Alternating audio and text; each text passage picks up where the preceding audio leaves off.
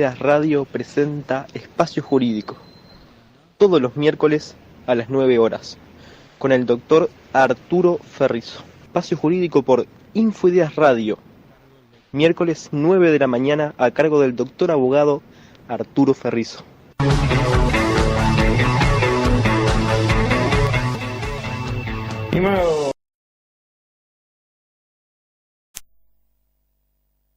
Estimado compañeros, compañeras, nuevamente con ustedes en una nueva instancia de contacto, de intercambio sobre normas laborales, sobre normas de seguridad social, sobre derecho en general.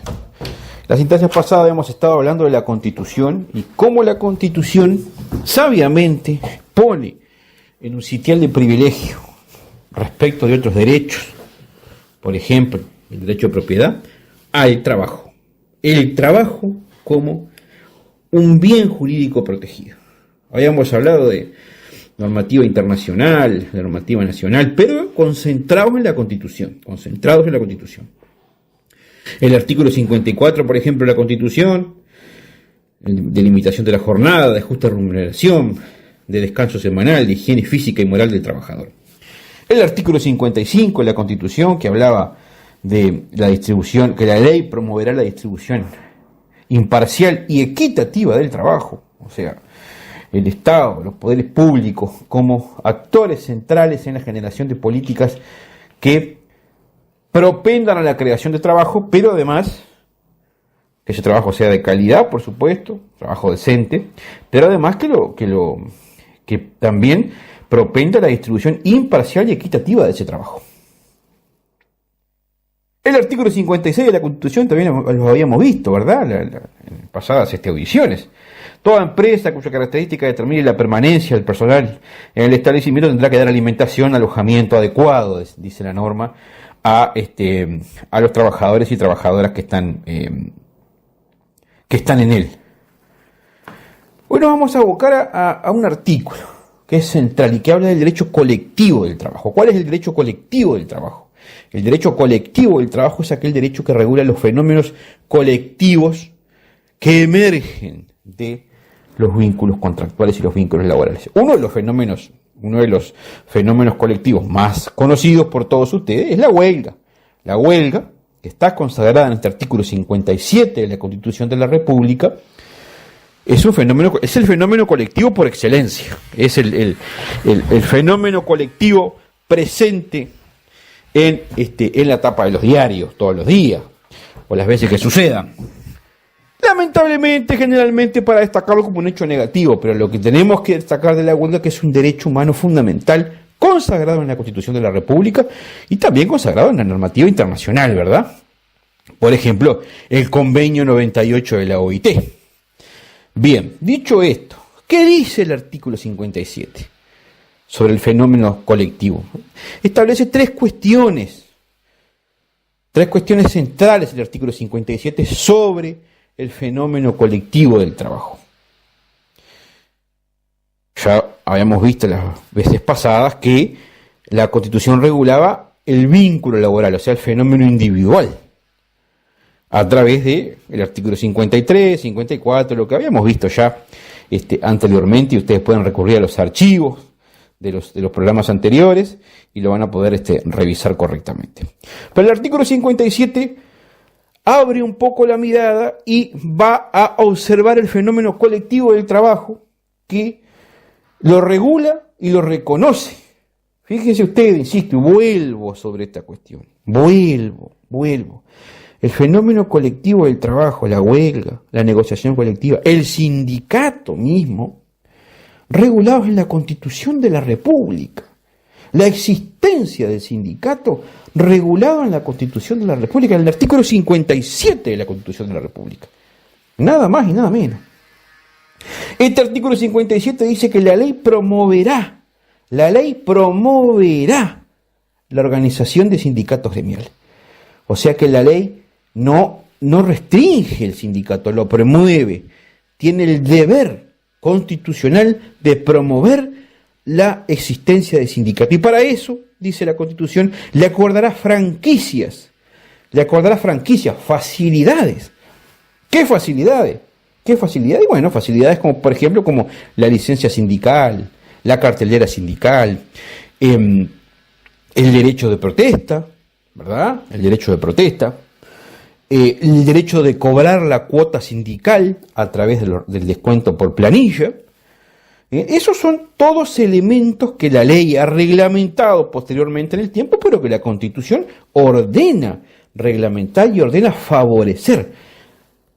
La consagración constitucional de ninguna manera ordena restringir los derechos constitucionales. Por el contrario, ordena promocionar y dar franquicia al fenómeno colectivo que es, por esencia, el sindicato.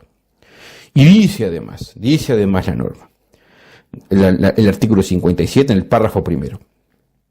Miren, dice que reconocerá además la personalidad jurídica a las organizaciones sindicales. ¿Qué significa Bueno, es que las organizaciones sindicales puedan tener determinada entidad jurídica para ser actores sociales de relevancia. Eso como un criterio general sobre esta personalidad jurídica, que tenga determinada representatividad en sectores importantes que le competen. Por ejemplo, el Banco de Previsión Social. Por ejemplo, los lugares vinculados a la formación profesional. Por ejemplo, los lugares destinados a la negociación colectiva en niveles altos, donde se fija, por ejemplo, salarios mínimos, lo que se llama en la ley de negociación colectiva el Consejo Superior Tripartito. Todo eso está en torno, en la vuelta de esta disposición constitucional. Además de dictar normas para reconocerles personalidad jurídica para que los sindicatos puedan tener vida jurídica real, puedan tener una cuenta bancaria, pueden tener una línea de teléfono a su propiedad, en fin, todas estas cuestiones. La norma constitucional de ningún modo se estructura en torno a restringir la asistencia a los sindicatos, que es el punto inicial del fenómeno colectivo del trabajo. En el párrafo segundo del artículo 57 dice que asimismo promoverá la creación de sindicatos, la creación de tribunales de conciliación y arbitraje. Artículo 57, párrafo segundo de la Constitución de la República. ¿Qué significa esto, señores y señoras? ¿Qué significa esto? ¿Qué significa hablar de tribunales de conciliación y arbitraje? Bueno, lo que todos conocemos como derecho a la negociación colectiva. La existencia de ámbitos para que los trabajadores colectivamente representados por su sindicato puedan recurrir a las autoridades públicas y abrir ámbitos de negociación para reivindicar derechos, cumplimientos normativos. La negociación colectiva, estimados, estimadas, el derecho a citar a un empleador, conjunto de empleadores, por parte del sindicato, no es una concesión graciosa ni política, es una norma constitucional, tiene raíz constitucional, está consagrado en la Constitución de la República a partir de este párrafo segundo, que es promover la creación de tribunales de conciliación y arbitraje. Los consejos de salario, que ustedes escuchan siempre hablar de los consejos de salario, es un ejemplo directo de cómo la ley, la 10.449 de 1943, esto no es una ley nueva, de 1943, pleno gobierno de Luis Valleverres, se crean los consejos de salario en cumplimiento primario de esta disposición, de este dispositivo constitucional. Y después, finalmente, el párrafo último, el artículo 57, declara la huelga como un derecho gremial. Declara la huelga. No constituye el derecho, lo declara. Declara su existencia de la huelga como derecho. La huelga como derecho.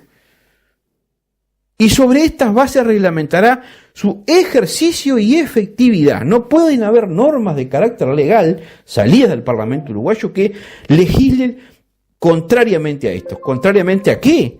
A favorecer la efectividad de la huelga. La efectividad de la huelga. Las huelgas deben ser efectivas.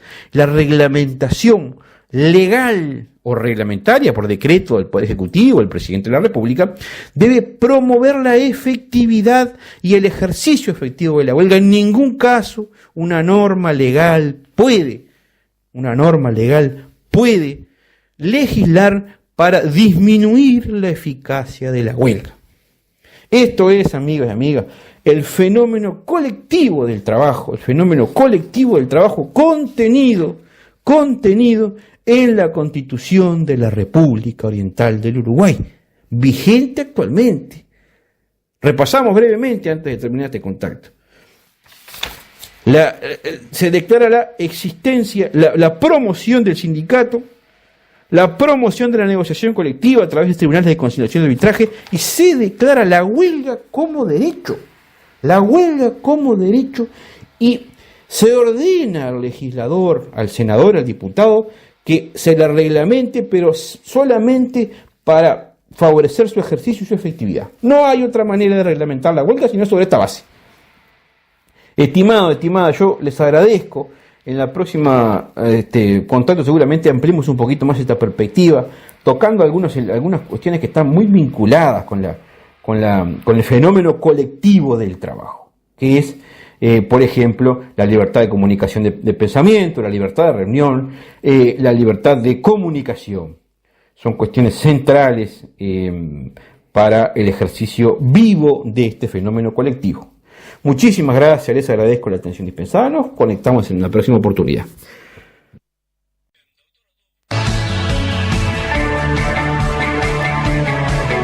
Ideas Radio presenta Espacio Jurídico, todos los miércoles a las 9 horas, con el doctor Arturo Ferrizo. Espacio Jurídico por Infoideas Radio, miércoles 9 de la mañana, a cargo del doctor abogado Arturo Ferrizo.